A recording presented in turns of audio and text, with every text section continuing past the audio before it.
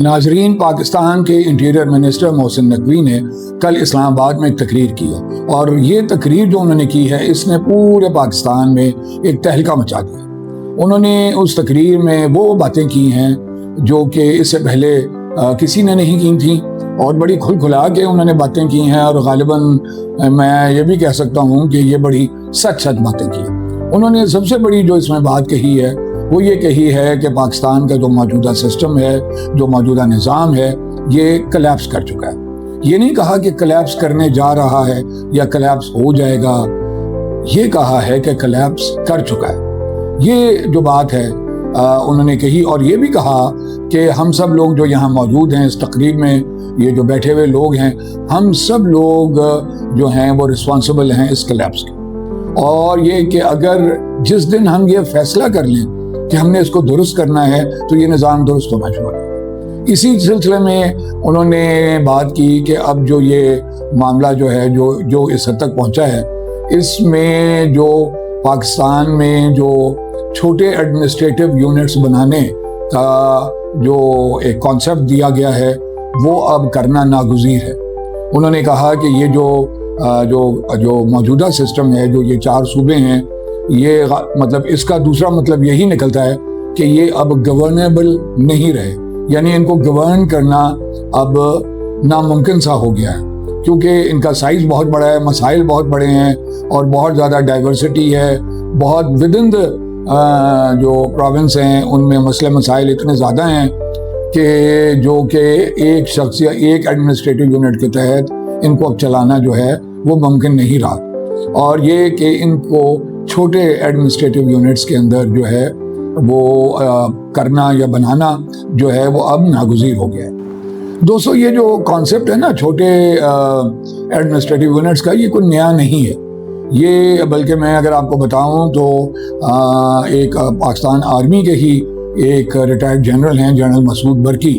انہوں نے 1997 میں ایک کتاب لکھی تھی کہ دا blue print of stable Pakistan, اور اس کتاب میں انہوں نے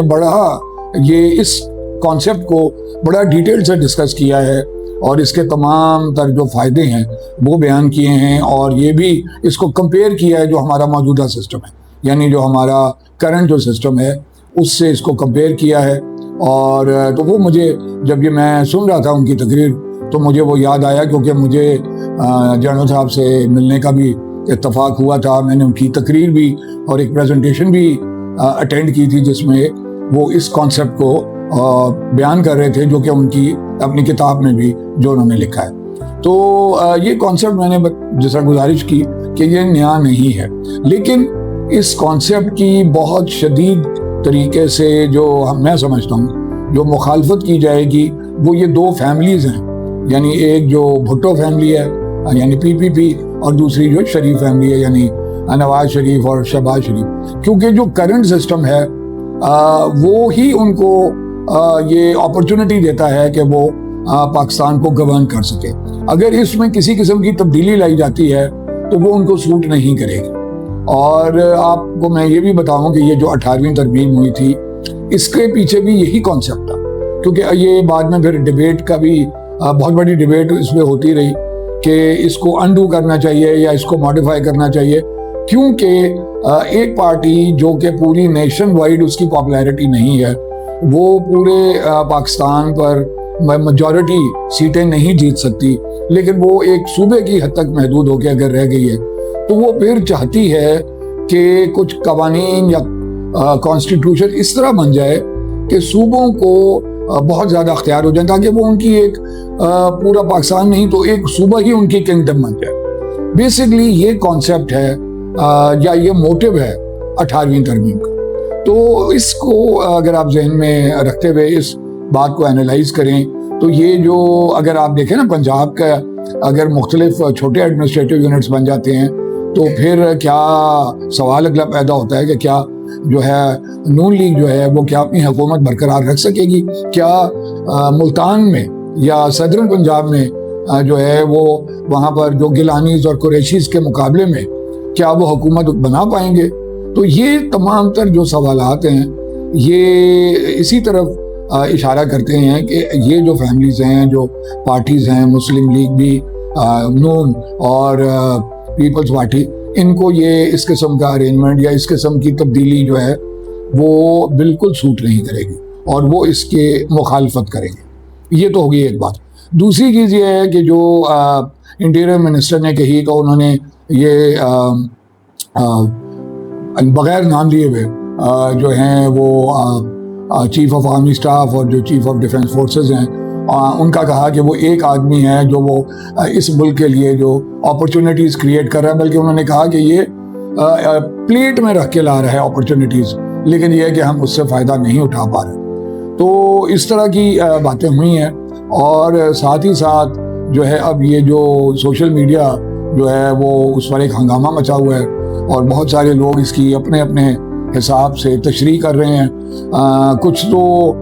اس کی تشریح اس انداز میں کر رہے ہیں کہ وہ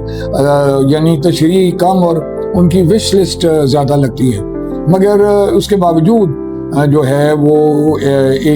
اب ایک نئی ڈبیٹ اور ایک نئی بحث چھڑ گئی ہے پورے ملک میں سوشل میڈیا پہ، اور بھی جو لوگ بھی اس معاملے میں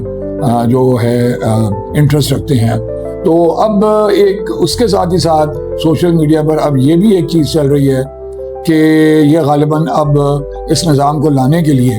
یعنی یہ چونکہ یہ تو کانسٹیٹیوشن میں چھوٹے ایڈمنسٹریٹو یونٹس کی پروویژن نہیں ہے،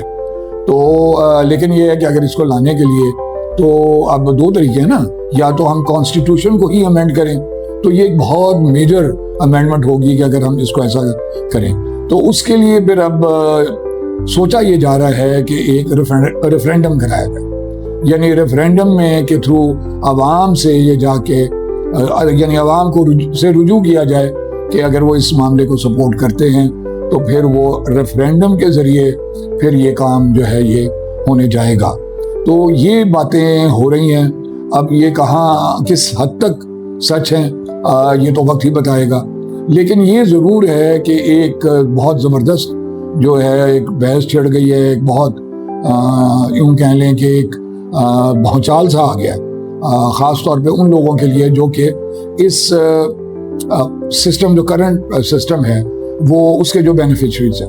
کیونکہ ایک یہ جو بھی سسٹم ہے، یہ بات تو بالکل درست ہے کہ یہ جو موجودہ سسٹم ہے یہ اس نے عوام کو تو سرو کر نہیں کیا، اور پچھلے 70 سال یا اس سے زیادہ جو عرصہ ہو چکا ہے اس ملک کو بنے ہوئے، تو اس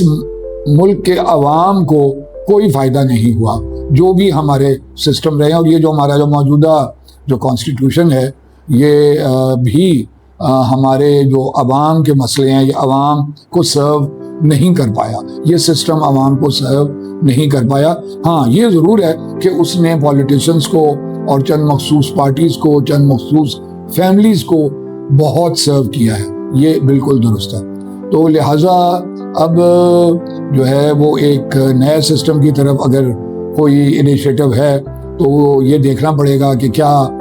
وہ اس کا کیا امپیکٹ آتا ہے اور ہم عوام جو ہیں ان کی زندگی پر اس کا کیا اثر ہوتا ہے. لیکن ساتھ ہی ساتھ یہ ہے کہ جو بھی آپ سسٹم لیں،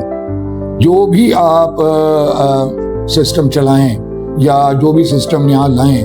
اس کے لیے سب سے پہلے تو نیک نیتی اور انٹیگریٹی کی ضرورت ہے. یعنی وہ لوگ جو اس ملک کے ٹاپ پوزیشنز پر ہیں، یعنی جو ٹاپ جو ہماری جو اتھارٹی کے حساب سے اور پوزیشن کے حساب سے، تو یہ اب وہاں پر ہمیں ایسے لوگوں کی ضرورت ہوگی جو کہ کمپیٹنٹ بھی ہوں اور جو کہ انٹیگریٹی والے ہوں اور وہ کمیٹڈ ہوں کہ یہ اگر ہم نے کوئی سسٹم ایسا لانا ہے جس میں عوام کی بہتری ہو تو یہ وہ لوگ ہی ہیں جو اس کو ڈیلیور کر پائیں گے. ورنہ ایک کمزور ہاتھوں سے یا ایک انکمپیٹنٹ ہاتھوں سے یا ایک جو انٹیگریٹی والے اگر وہ نہیں ہیں ہاتھ، تو پھر چاہے جو مرضی آپ سسٹم لے آئیں جو ہے عوام تک اس کا بینیفٹ نہیں پہنچ پائے گا. تو آپ بھی اپنے خیالات کا اظہار کیجئے اور بتائیے کہ آپ اس بارے میں کیا کہنا چاہیں گے.